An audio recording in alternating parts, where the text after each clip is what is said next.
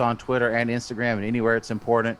Joining me as ever, my intrepid hetero life mate, Jarrod the Man Shapiro, at Get Fit with Jarrod on Twitter and everywhere else you want to follow him. Today, we're going to be talking with Jarrod Fritz, LMT, otherwise known as Mr. Ref Fit himself, one of my close personal friends and someone who's definitely going to be an inspiration to you in all your fitness journeys. Jarrod, how are you feeling about today, my friend? What's up, guys? I am actually quite excited to be on here. Got my workout in today, and I love what you guys are doing. I listened to your last episode on the way home on Thursday. Love what you guys are doing. Very kickback, very casual, and it's such a cool platform to get some really cool information out. I'm just going to throw this out. This might be the only podcast in existence with two Jarrods on it. But only one spells it right. I mean, that's clearly me, obviously. Wow. Shots fired already. We're not 1 minute in. My name's in the Bible, okay? So, it's got to be right. That's cool. You can spell it however you want. I'll allow it. That's right. That's right. Cool, man. So, Mr. Shapiro, the other Jarrod, permanent Jarrod. Yes. I feel like your energy level is at an all-time high today. Does that mean you did too much DDP yoga or not enough? No, I may or may not have had a sugar-free energy drink about 2 hours ago. Oh, wow. But sometimes you got to have that extra dose of caffeine. Sometimes. Well, you're not going to need it tonight because we've got caffeine with us on the show. Woo!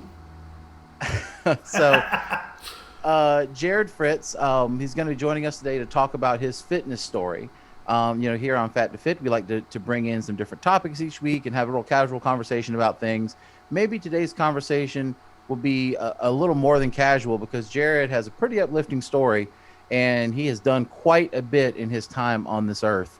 And just a reminder before we get started, Fat to Fit podcast is a podcast to help you get fat to fit, but also documenting our own journey from fat to fitness. And maybe if I don't get my ass in the gym this week, it'll be back to fat again. Remember, folks, you should always discuss everything you're doing with your health, nutrition, diet, and everything else with a licensed medical professional. You should always do your own due diligence.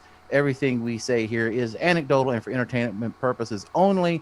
However, if you have trouble getting started, reach out to one of us. We'd be glad to point you in the direction of a qualified professional to get you started on your fat to fit journey. All right. Well now said. that we're all legaled up. So, Jarrod Fritz. Jarrod, where do you come to us from, my friend? So currently I reside in the humble town of Ladson, South Carolina, right outside of Charleston. Originally from West Palm Beach, Florida, but moved up this way when I was about 5. Had a short little 3-year stint in Yokosuka, Japan. My dad was military, and then I've been back here ever since then with future endeavors of buying a farm in Tennessee and living out my remaining years with my awesome wife. Man, that right there, that's the whole episode, folks. Thanks for joining us. There you go. That's the American we're dream. glad you could come by. Jarrod's very humble. So let's kind of take it from the beginning, Jarrod. When you were young, how did you get introduced to fitness or working out in general? No, that's a pretty solid question because honestly, I always loved like watching gymnastics on TV. My mom was really big fan of like the Olympics and everything, but my mom was never. My father left when I was really, really young, so I was raised by my grandparents and my mom. And my grandfather was an athlete in his own right as a race car driver. I mean, they do their own kind of thing, but he was never the one to sit there and go running or do anything like that. And then when my mom remarried, my dad now he's in the military. So he basically did just whatever he had to do to get through PT. So he was never really there. But then my older brother ended up moving in with us. I want to say it was his freshman or sophomore year of high school. I can't remember when. But typical like 90s, mid 90s, buff jock guy, he was on the weightlifting team at the high school. And that kind of inspired me because you always want to be like your older brother. But I was horrible at team sports, sucked. I played right field for Little League, if that tells you anything. Okay. I played 2 seasons of basketball and scored only 4 points, and 2 of them were free throws. Wow. And I always wanted to do wrestling. Like, I always loved wrestling. And my mom was just terrified because I wanted to do legitimate folk style wrestling, right? But of course, my mom had it in her head that wrestling was WWE, WWF at the time, and she's like, "You're gonna hurt yourself. You're gonna hurt yourself." Wow, that's kind of So, the opposite of most people. Like right? most parents think like, oh, you mean like Greco-Roman wrestling? Like, no, mom, I'm gonna paint my face and come out with a feather boa. This is the one with the steel chairs. Yeah. But yeah. So actually, quick little anecdote on that is my mom was so against it, and not because she was like a prude. She just really didn't want me to hurt myself. And so I would have to sneak watching wrestling on my TV. I'd have my ear against the door waiting to hear her come down the hall so I could change the channel real quick. That's great. And I even wanted to get into gymnastics, but we really couldn't afford it at the time because apparently, I guess back then, gymnastics class were really, really expensive. So we ended up moving to Japan. Like I said, my dad was military, and I was miserable. Like, I hated my life. I was 13 years old. My parents just moved me from all my friends, teenage angst. So my mom was like, you know what? If you want to play football, if you want to wrestle, do whatever's going to make you happy. So I joined the football team, did really, really well. It kind of came, I don't want to say natural, but semi-natural. And then, of course, that converted into wrestling, which then converted into track my freshman year, all three of those, which just kind of gave me that motor, that fuel to just want to work out more with my friends. I was having a good time, like I was miserable for that short period of time. And now I'm getting to do all these fun things with my friends. That whole thing ended. We moved back to the States. Wanted to finish out my wrestling high school career. And I did. And it was such a challenge because in Japan, we were wrestling freestyle, whereas over here, it's collegiate folk style. And so I was almost getting tech every single, figured, well, I should probably just work out a whole heck of a lot harder. So I was working out about twice as much as most of the guys, form, technique, rules, all that type of stuff. And then just as the old adage goes, you get used to it as a wrestler or as an athlete in high school, you pretty much eat whatever you want, and stop working out. Well, not everyone is blessed 25 pounds in a matter of. Well, not everyone is blessed with the. Yeah, I mean, you can eat whatever you want. Yeah. If I eat whatever, looking at pictures of food, I gain weight. Same geez. Well, so to be honest, to reverse it just a little bit, as we were moving to Japan, I was so depressed. In a matter of 6 months, I gained a lot of weight. I don't know exactly how much. All I know is that all the clothes that I had were like fitting super snug on me. And then I started getting into all that, started losing the weight. And then when I came here, graduated, I had that time where, don't need to work out. I just need to go work and make money, that type of thing. And before you knew it, same type of story. It was like clothes are fitting a lot more snug than I wanted them to. And I need to get back to working out. Well, I didn't really know exactly what I was doing. But at the time, I was pursuing my certificate in massage therapy, and I was learning a lot about anatomy. I was learning a lot about the muscles and the actions. And once you know the muscles, where they're located in the actions, it's really, really easy to figure out how to work out, right? Because all you're trying to do is contract the muscle. So I was able to develop certain types of workouts that were getting me by, if you will. Until I want to say it was right around 10 or 11 years ago that I met a really cool guy. His name is Justin Price. He's got a master's degree in kinesiology. And I was hitting these walls. Like I wasn't getting the results that I wanted out of the workout. And, I was working out consistently 5 days a week, at least, and just not leaning out, And so he evaluated my diet. He evaluated my movements. He gave me a lot of information, and man, that was the rocket ship. From that point on, I started learning how to squat properly, how to deadlift properly, how to do full range of motions in my lifts, and why. And guess what? It's okay to do really lightweight, but full range of motion, because you're going to get more out of that than you are out of doing a really shitty lift with a lot of weight,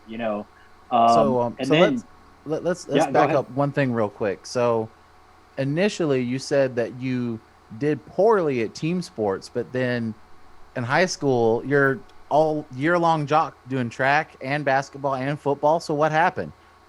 You know, I think honestly, it was more of that I needed to fit in somewhere because I felt like I was removed from all my friends here stateside. And I just needed to find something that could kind of take my mind off of all that. And I found a really good group of friends, and we translated on all three sports. You know, there was four of us that translated from football straight to wrestling, straight to track. So it was around those four other guys consistently, and it was just, ultimately the brotherhood that kind of kept me through that time in Japan. Interesting, Nice. because I knowing you as I do, and for as long as I have, like I view you as the ultimate team player. Like, obviously you're rocking the NWA shirt. You're a referee for the NWA, and other promotions as the schedule allows. And being a referee in the pro wrestling world, you're the most underappreciated member, but one of the most important people in the whole ensemble. And like, to me, that typifies who you are as a person. You don't have to be out front. You don't have to be, whatever, but you're almost always the hardest working person in the room, very humble, very modest. And so, like, when I'm imagining you, like when you said I didn't like team sports, I'm like, I can't imagine Jarrod not being a team guy. Like, that's so foreign to me just thinking that. Let me pause you right there. It's not that I didn't like team sports, it's that I wasn't good at them when I was a kid.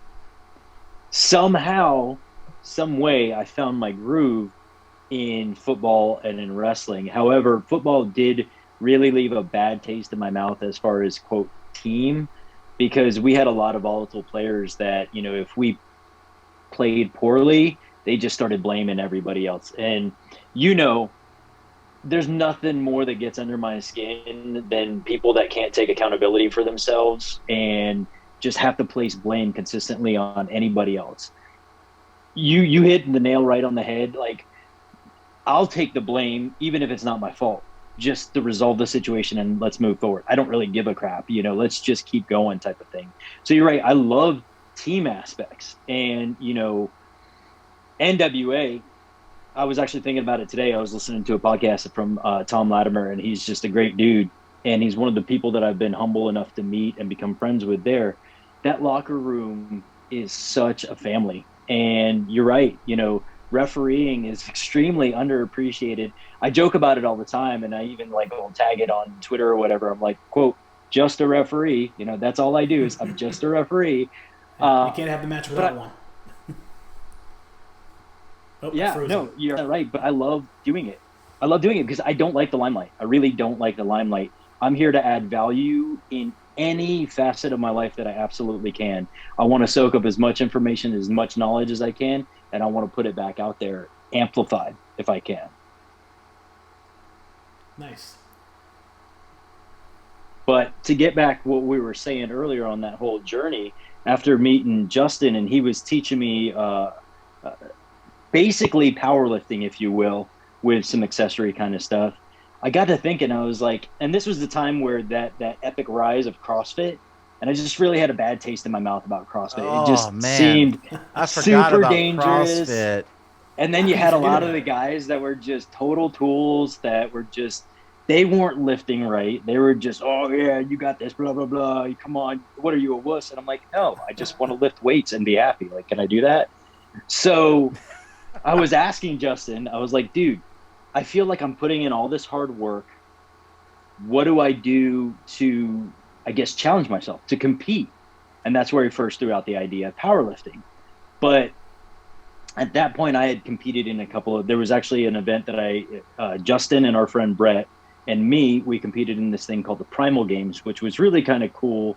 A whole lot of different aspects. They don't do it anymore, but it was really fun. It was fitness related. And so that kind of gave me my first taste of like, hey, more than just running a 5K or whatever. Hey, let's kind of pursue something. So I stopped working with Justin because he was straight up. He's like, I don't really know powerlifting. He goes, I know how to teach you how to do Olympic lifts, and I know how to teach you the basics, but you need to go somewhere else to find that. And that's where I met Will Kenzel at Low Country Strength.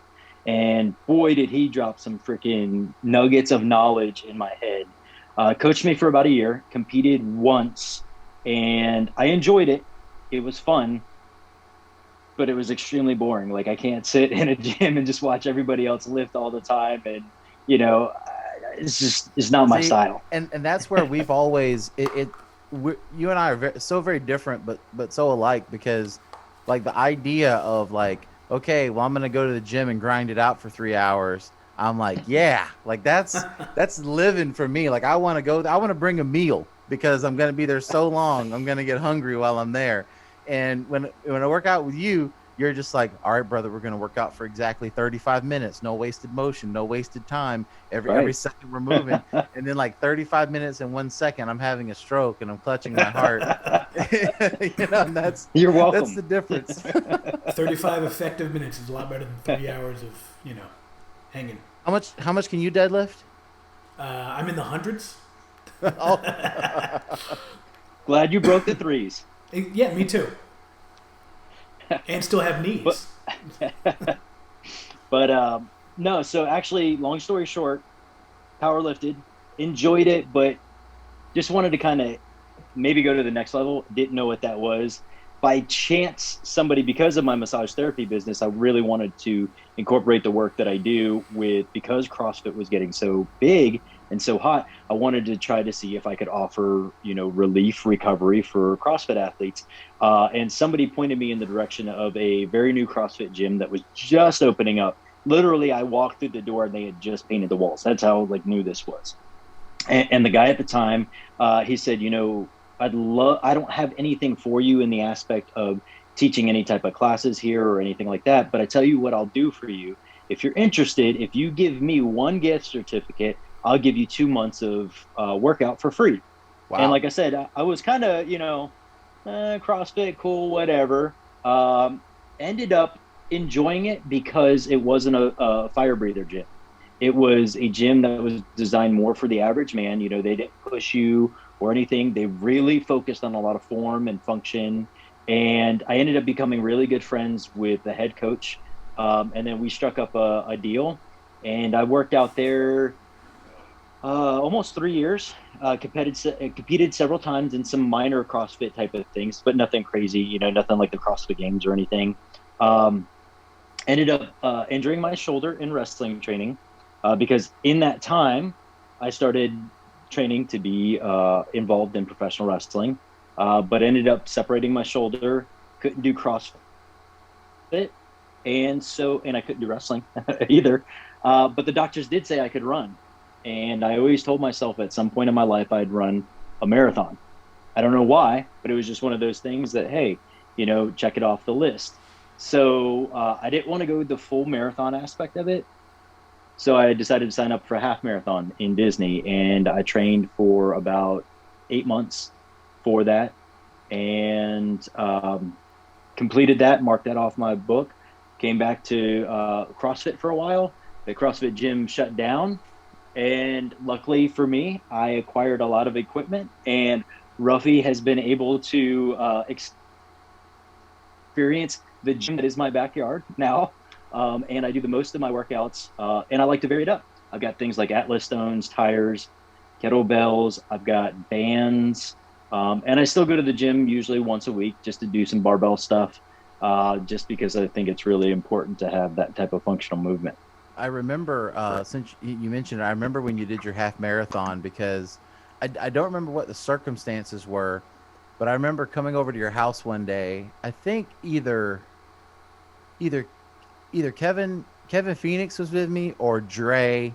I remember it was a black guy that was with me, and we came to your house, and I remember you had like the ice pack on your shoulder, and you're sitting on the couch, and you got no shirt on, and your hair is all down, and you're just watching wrestling, and you're so sad. I'm like, what's wrong, brother? And you're like, I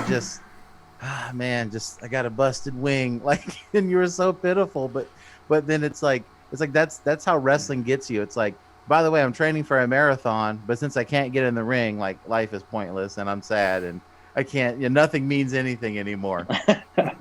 In hindsight, I look at it, and I still talk about this to this very day. It was probably the worst thing that could happen to me, right? Because I've been in the health and wellness industry for over 17 years. I've been doing massage therapy that long. And I've seen a lot of people come in from rehab, but I never experienced it myself. And Okay.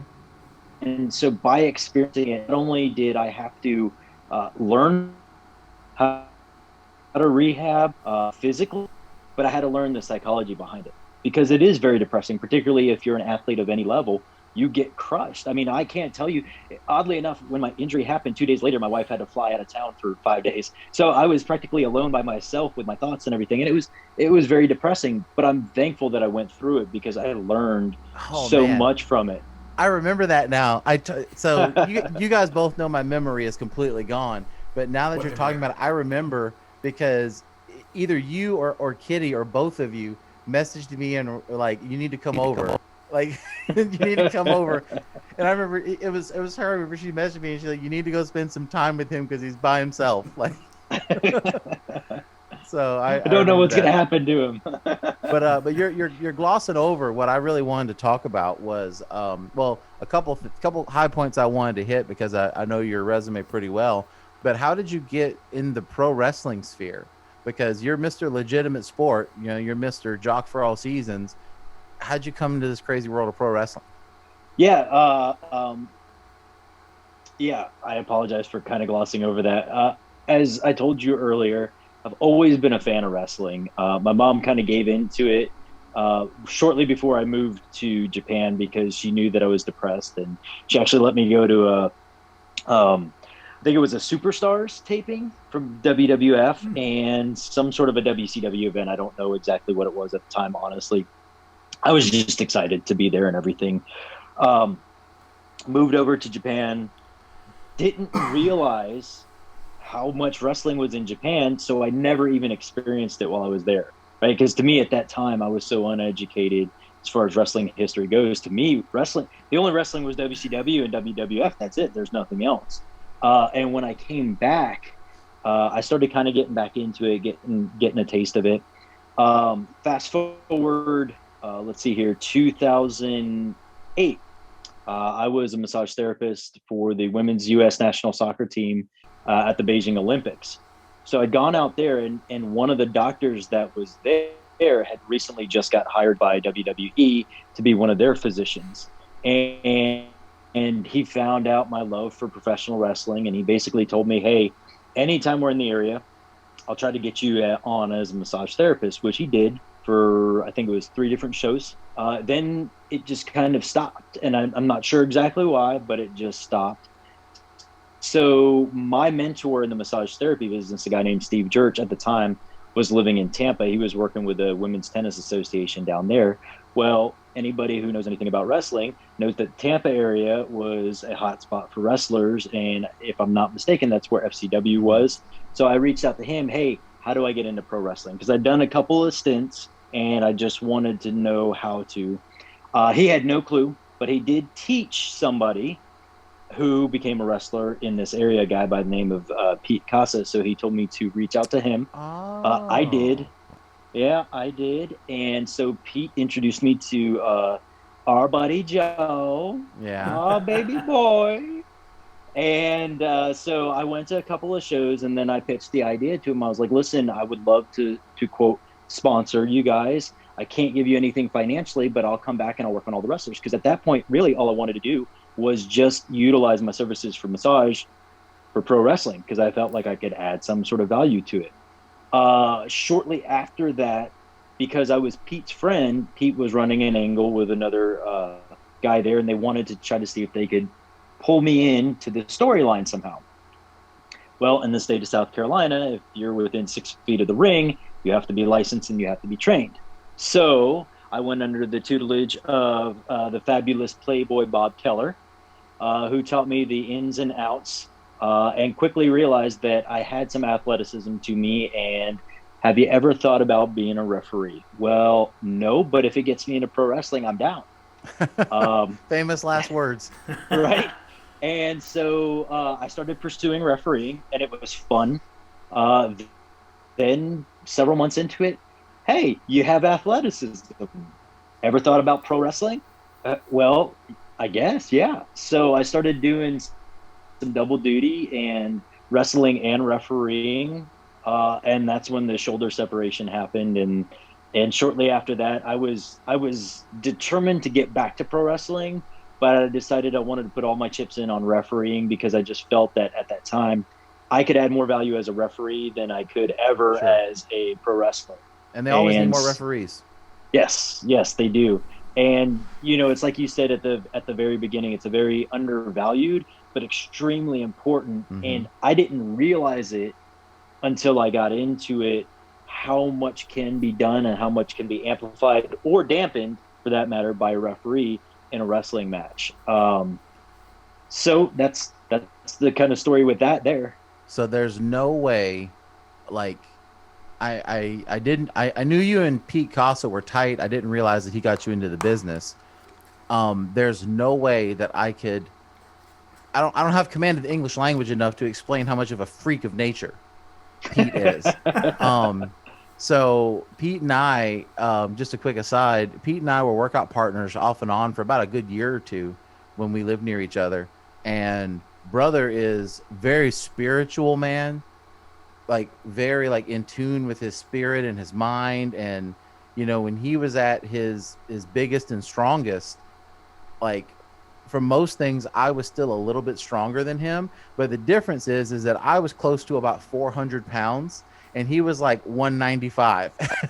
And so like I could bench, I'm benching like 405 or 420. He's benching like 395. And I remember one night in particular, he called me and he was like, because we're both night owls. And at the time I worked night shift, he was like, brother, you got tonight off? And I'm like, yeah. And he said, brother, I want you to rest up.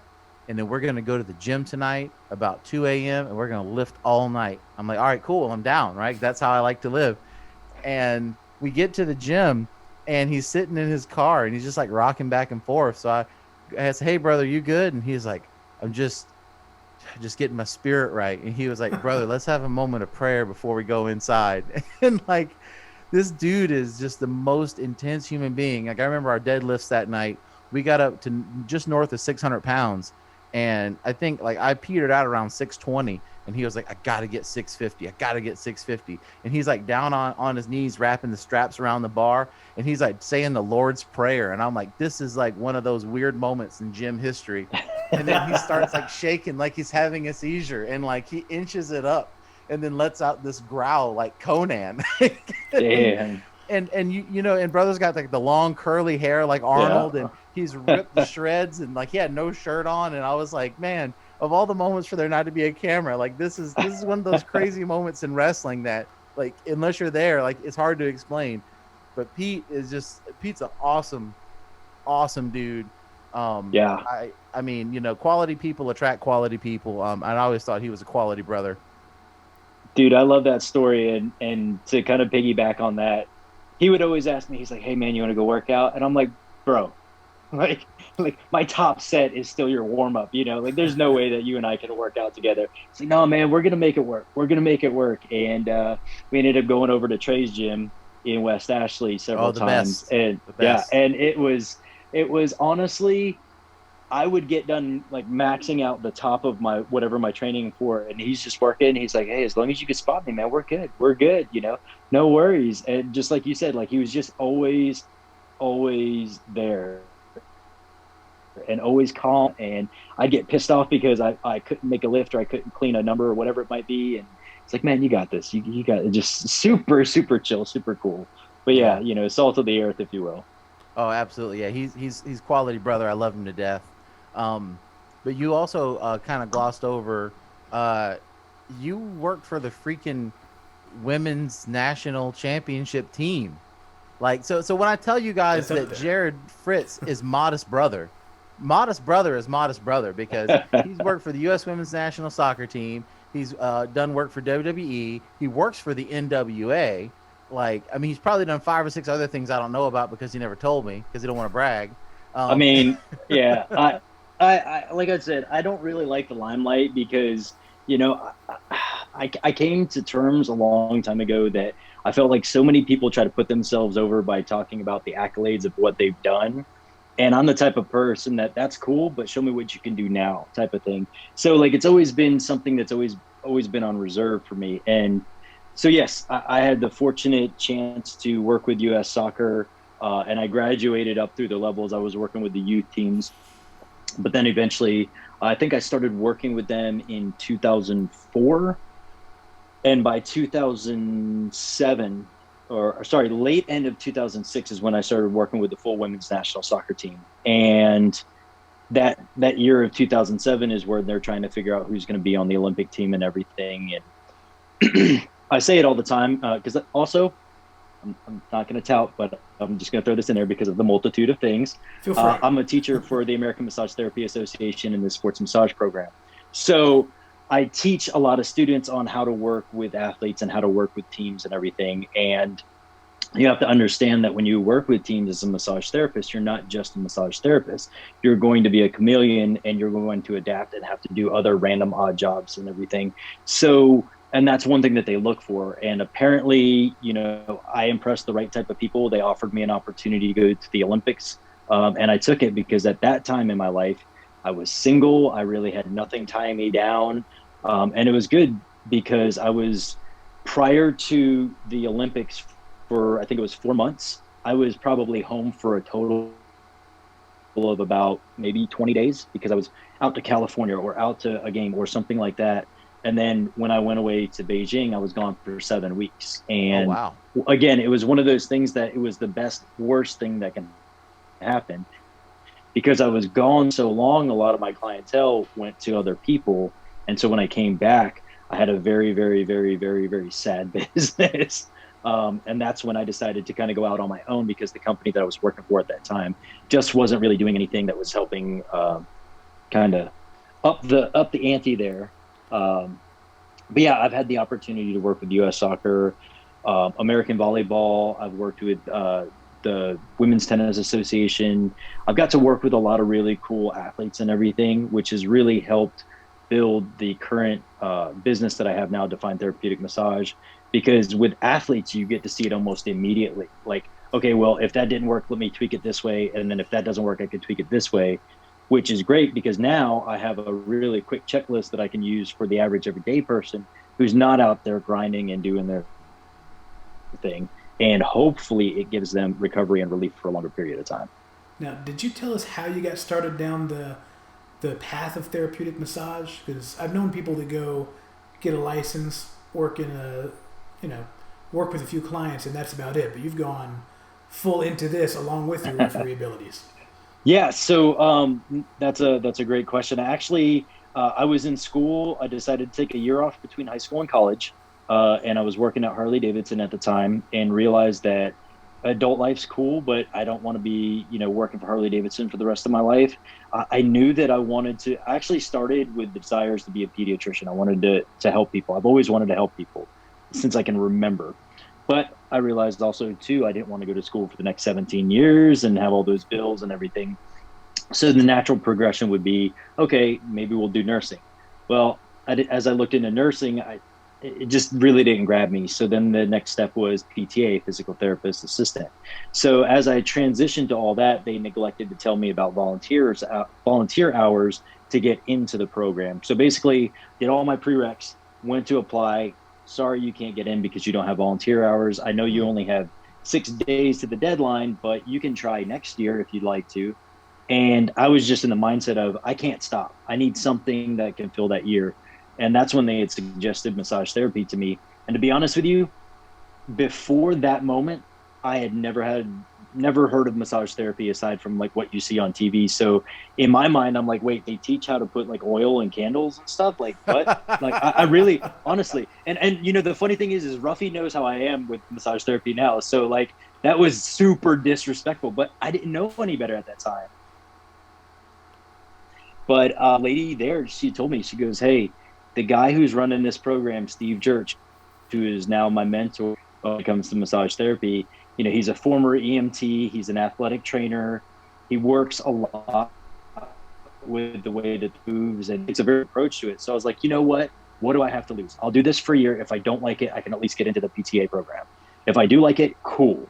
So I get into the program, and I'm just noticing that in comparison to the other students, this is coming very, very, very naturally to me. and almost scary. Like, why am I doing this so everybody else is challenged by this? And by the end of the program, I already offered a job by Steve and the colleague that he worked with at the time. So I decided, hey, you know what? Let me do this for a year.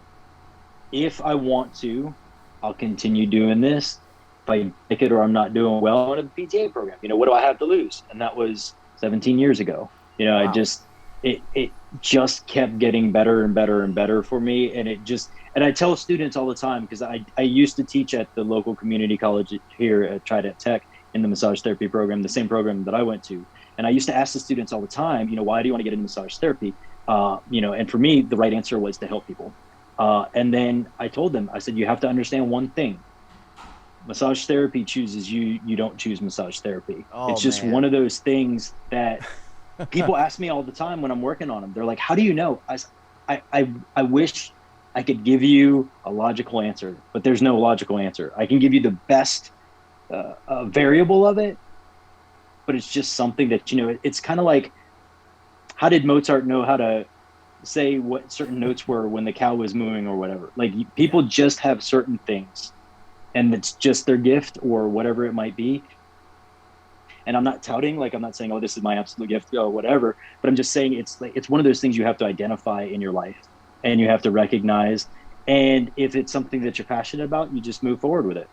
So I feel incredibly flattered that you would say the universe, the gift to you is massaging my glutes. Well, you're welcome once again. You're the only man that has ever done that for me. So I appreciate. We don't have to make it weird, bro. service. We don't have to make it weird. So I can just, obviously Jarrod is a very competent massage therapist. One of the big problems that I have is finding healthcare professionals, not just therapy or rehab, but just in general, that deal with a person of my size or a person of my background. And the first time that I got a massage from Jarrod, I was like, okay, well, we'll see how this goes, because he's not that big and he's not that strong. And then he had me almost ready. I was wanting to fight. Like, he was just pushing every trigger, and it's like, oh my God, he's killing me. And then the next day I'm like, I can move my shoulders now. This, I easily the best massage I've ever gotten. I've probably gone to a dozen massage therapists over the years, and Jarrod Shapiro, to your point, a lot of people are just fly-by-night massage therapists, and you can tell when they're working on you that they aren't committed. They don't know the anatomy. They don't understand how to apply pressure the right way. To them, it is all oil and candles, and that's not what it is. That's not what it should be, at least. Yeah. There's the thing about massage therapy is that there's so many different modalities, and there's a place for each type of massage. And for me, I got to a point in my career about 2 or 3 years into it that I was noticing that Steve, my mentor, were getting these really good results. And he was only seeing people like once a month, whereas I was seeing people having to come back in and like basically fix their problems over and over again. And you would think, okay, well, that's good financially, right? But it's not good for the moral aspect of it, Yeah. And so I asked him, I was like, I want people to get their money's worth. I want to see them, be better. The idea is to not have you come in so often. That's what I feel a good massage therapist should do. And so he started giving me basically what he had learned over the years and pointing me in the right directions of classes that I needed to take. And so I look at it from a standpoint of when your body's in correct posture, it works right. Jarrod, I'm sure you could probably attest to this through the stuff you've done through DDP yoga. When the body is in alignment, it works really, really well, right? Definitely. So what I started doing is creating, I always joke with people. I say, you remember when you were in high school and they're like, a train leaves Atlanta going 250 miles an hour and another one leaves Chicago going 300 miles. Where do they meet? Because that's what it is when it comes to massage therapy. You come in, you tell me your ailments, structural analysis, we figure out where the imbalances are, and I'm only treating the imbalances at this point. Because if you have a tilted, like one of those old school Libra scales that's tilted, and you put the same amount on both sides, guess what? You have more on both sides, but it's still tilted. We want to try to get back to equal, right? That's the formula there. Now, that's why I feel like I get so much success with the type of massage that I do. So, Fritz, I see we're not necessarily coming up on the clock yet, but we're getting definitely in the second half of our time with you. Shifting gears a little bit, like last week on our show, we talked about something that I probably could have talked about for hours and hours, which is how much is too much, and it's different for everybody. So I'm curious what your opinion is because I know how you are now. You may not on paper be an elite level athlete, but you're a very high level athlete. You're in incredible shape. All the things you've done, CrossFit or whatever. You're in superb shape. How do you think a person like an average Joe what's the best way for them to determine what is their ceiling, and then how can they safely get past that without causing undue injury or strain? No, that's an awesome question. That's actually one of the things that I really liked about what you guys talked about on the last podcast. Um, I know you don't believe in overtraining, but it's a reality. I've experienced it many, many times. And I don't necessarily like to use the terminology overtraining as much as I like to look at it from a standpoint of taking care of yourself, because you're 100% right, is under recovery is more of the topic that we need to discuss. And so when you look at like RPE, like you were talking about, there's a power lift coach. I can't remember his name. I'll have to get the information over to you when I can find it. But his whole entire workout focus is nothing but RPE, rate of perceived exertion. If you come in and your lifts for that day, like if you're working off of Wendler cycle or something, but you feel like crap, don't do it. Do it at a lower level, but still get the work in, just don't have to do it at that intensity. And that's how I am, is like when you come over and you do these workouts with me, right? If I'm not feeling that good that day, I'm going to program myself something a little bit minor just so I can still get a good workout in, because that's going to work this out a whole lot more than it's going to work out my arms or anything, because if I keep crushing myself and just get mentally down on myself, dude, cortisol increases, you feel like crap. What the hell is the point? I'd still want to say, hey, at least I did a workout today, because that makes me feel good, right? You're still getting at least some of that adrenaline release, and you're still feeling good about yourself. That's my outlook on it. I'm not sure if that makes a whole heck of a lot of sense, or if it contradicts a lot of what you guys were talking about last week, but that's my perspective of it. I think that's kind of maybe on the meta level, where it's like, because programming is a separate conversation, and it's like some people, like the concept of programming doesn't even make sense to them, because they're just not there yet. So yeah. I think about like the last time we worked out together, which has been a couple months ago now. We were sitting there and going through what we're gonna do, and I was like, I'm gonna die. Like this is how I die for sure.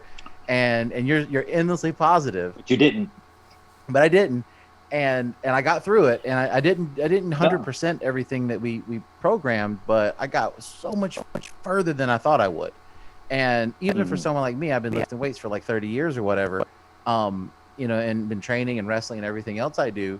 And then on a rainy Sunday morning at your house, I realized, hey, here's a boundary I didn't think I could cross, and I did.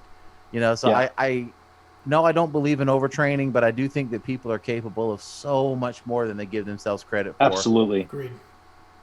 I think the trick is just to be able to push the envelope safely and not push it all at once every time. You have to grow in increments, and then that's the key word, honestly, safely. I'm all about grinding out one more rep, so long as you do it in the right type of form. And it drives me absolutely crazy when I see people swinging their hips or, to get the curl up or something like that, because you just want that one more rep. That's not pushing your limits. That's pushing your hips. I don't know if I agree with that statement. What are you talking about? I mean, I'm only hitting 20. What do I know? But no, I mean, the reality is to be safe, because it goes back to my theory with massage therapy, is if you hurt yourself or you imbalance yourself because you're doing it improperly, something as simple as a squat. If you're not getting down in the hole right because you don't have the mobility in your ankle or your knee, how how structurally sound is the house that you're building on that foundation? Absolutely. It's not. Eventually that house is going to tip. So just do it safely and with education. And if you don't know how to do it, seek out the professionals that do. I am forever thankful to Justin Price, who taught me all the things when it comes to kinesiology about how to place my ankles in the right way and how to get my hips back. And because I sure as hell wasn't doing it the right way before I saw him. And that, when you look at something as simple as a squat, it's so functional. It's so essential to our life. And it's the setup for so many other different lifts that if you don't know how to do a basic squat, you're most likely not going to be able to do much after that, right?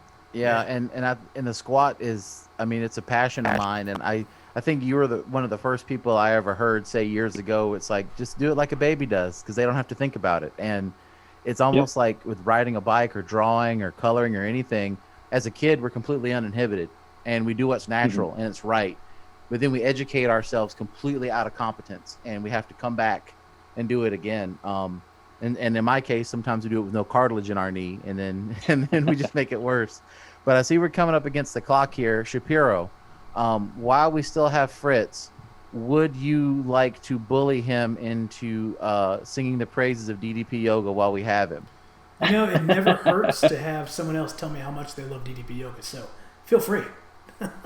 Dude, I'll be honest with you. I've done it several times. I've never done a full program, but I really like the aspect and I really love the ideas.